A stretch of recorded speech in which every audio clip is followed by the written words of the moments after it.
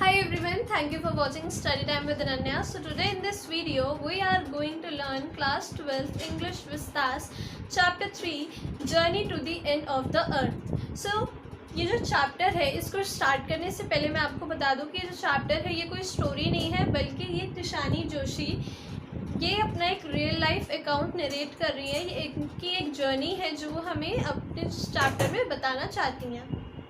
So let's start. अगर मैं आपको ओवरव्यू दूँ तो वो बेसिकली हमारे ह्यूमन एक्टिविटीज़ के बारे में बात कर रही है, जिसके रेपरकशंस की वजह से हमारी ओजोन लेयर डिप्लीट हो गई है, ग्लोबल वार्मिंग इंक्रीज होती जा रही है।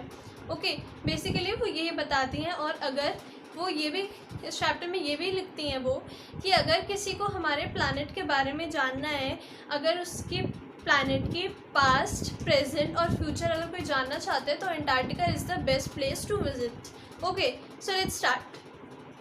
अब जो तिशानी जोशी हैं वो जब हाई स्कूल में पढ़ती होती हैं तो वो एक प्रोग्राम ज्वाइन करती हैं। उस प्रोग्राम का नाम होता है स्टूडेंट्स ऑन आइस प्रोग्राम, जिन्हें इनिशिएट करते हैं जियोफ ग्रीन, जो कि कनाडा से बिलोंग करते हैं। ओके, जियोफ ग्रीन का ये मानना है कि जो भी अगर हमारे जो फ्यूचर पॉलिसी मेकर्स हैं वो सिर्फ जो टीनेजर्स हैं वही हैं, क्योंकि वही जाके आगे जो है चेंजेस कर सकते हैं। बट जो एक्ट्रेस वगैरह है या कोई रिच पीपल है या जो सिर्फ वहाँ घूमने जा रहे हैं वो हमें कोई ज़्यादा बेटर रिजल्ट्स नहीं प्रोवाइड करा सकते। इसीलिए जियोफ ग्रीन ये बिलीव करते हैं कि फ्यूचर पॉलिसी मेकर्स अगर वहाँ जाके सारी चीज़ें रियलाइज़ करेंगे, एनालाइज करेंगे, तो तभी उन्हें कुछ समझ आएगा, सिवाय रूम में एसी जला के बेड पे बुक खोल के पढ़ने से। इसलिए वो ये प्रोग्राम इनिशिएट करते हैं, जो 52 मेंबर्स की टीम होती है और उन्हीं में से होती हैं तिशानी जोशी, जो हमें ये चैप्टर बता रही हैं। सो वो बताती हैं कि वो 100 आवर्स से ट्रैवल कर रही हैं और उनका एक कॉम्बिनेशन बन जाता है ट्रैवल का, by car, by train, by ship. और जिस रशियन वेसल में वो ट्रैवल कर रही होती हैं उसका नाम होता है एकादमिक शुलास्की। एकादमिक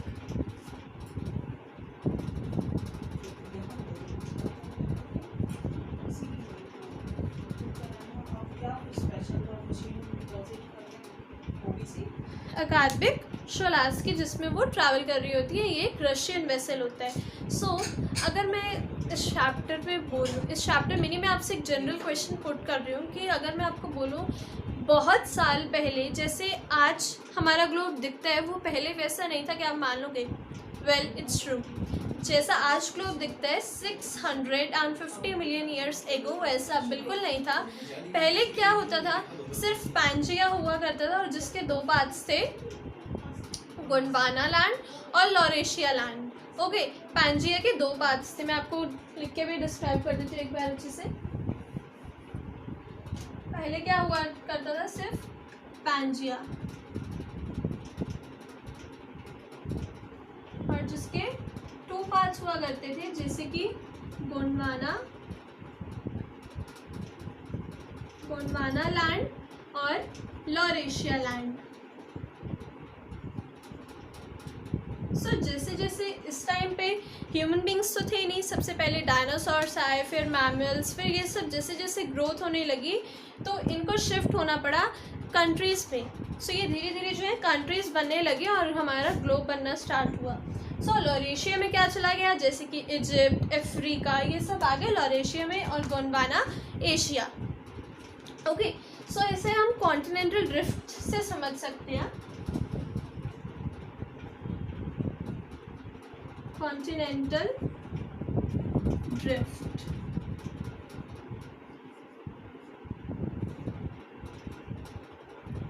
ओके, उसके बाद जो है सिटीज़ इमर्ज होने लगी, जैसे कि मैंने आपको बताया Egypt, Africa, okay, south Africa, ये सब।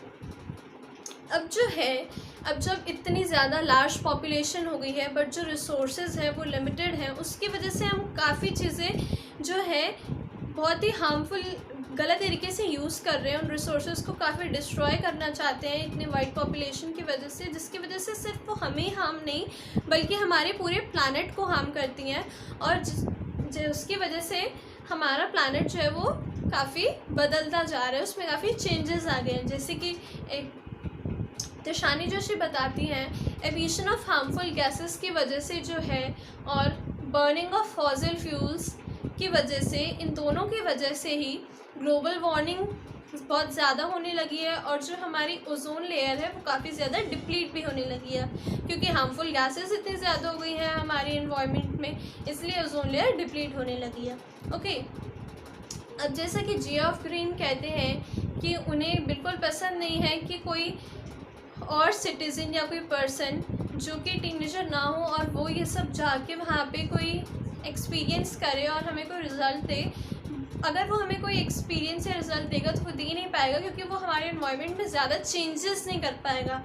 और जो फ्यूचर पॉलिसी मेकर्स हैं वो काफ़ी कुछ अचीव कर सकते हैं, और अगर हम उन्हें बोलेंगे कि या वो अपने घर में AC ऑन करके ये सब पढ़ रहे हैं बुक खोल के, तो वो उन्हें इतना जो रिपरकशंस हैं, जो एंटार्क्टिका की शीट्स हैं, वो सब समझ में नहीं आएंगी इन्वायरमेंट के बारे में। और जो ग्लोबल वार्मिंग हो रही है, जो हमारे इन्वायरमेंट को हार्म हो रहा है, वो ढंग से नहीं समझ पाएंगे, इसीलिए वो ये प्रोग्राम इनिशिएट करते हैं जियोफ ग्रीन।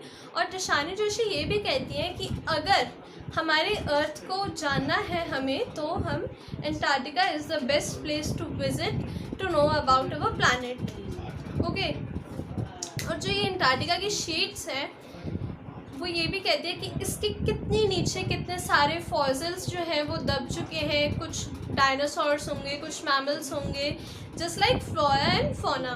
और ये भी बताती है कि एंटार्क्टिका सबसे बेस्ट प्लेस क्यों है, क्योंकि उसका एक बहुत सिंपल सा इकोसिस्टम है और वहाँ पे बायोडाइवर्सिटी काफ़ी लैक करती है, इसलिए ये काफ़ी अच्छी सोर्स है कि हम अपने अर्थ को जानें। ओके, अब जब वो एंटार्क्टिका में होती हैं तो टेडपोल और पेनिनसुला आइलैंड के बीच में उनका जो रशियन वेसल था एकाडमिक स्कोलास्की, वो फंस जाता है और उन्हें उसके बाद की जर्नी वॉक करके जानी पड़ती है। सो वो जो 52 मेंबर्स की टीम होती है वो उस एंटार्क्टिका पे ही चल रही होती है। ओके, सो वो रियलाइज़ करती हैं उस टाइम पे उस आइलैंड पे वॉक करते हुए कि ये एक आइस शीट है जिस पे मैं चल रही हूँ और उसके कितने नीचे जाके जो होगा पानी होगा, राइट, और उस पर कितने सारे फॉसिल्स भी होंगे बीच में। और वो ये भी इसमें मैसेज देना चाहती हैं कि अगर हम जो फ्यूचर पॉलिसी मेकर्स हैं, अगर वो छोटी छोटी चीज़ों में चेंज करना स्टार्ट कर दें तो जो है काफ़ी बड़ा चेंज आ सकता है एनवायरनमेंट में। और जो फाइटोप्लांटिंग्स के बारे में तिशानी जोशी बताती हैं, जो फाइटोप्लांटिंग्स क्या होते हैं, बेसिकली वो साउदर्न कॉन्टिनेंट को नरिश करते हैं, किसके हेल्प से, फोटोसिंथेसिस के हेल्प से। ओके, ये भी बताती हैं फाइटोप्लैंक्टन्स के बारे में इस चैप्टर में।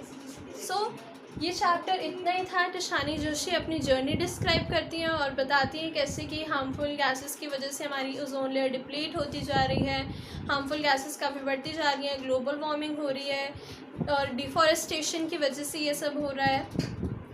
सो वो एक मैसेज देना चाहती हैं कि हमें अपनी एनवायरनमेंट को ढंग से सस्टेन करके यूज़ करना चाहिए।